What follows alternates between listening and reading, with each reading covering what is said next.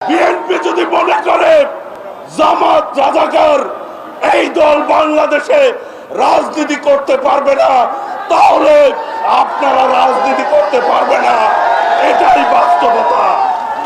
আওয়ামী লীগের দোসর হিসাবে জামাত কাজ করছে এখন, কাজেই ফাঁসিবাদের দোসর হিসাবে যারা কাজ করবে তাদের বিচারও বাংলাদেশের মাটিতে হতে হবে।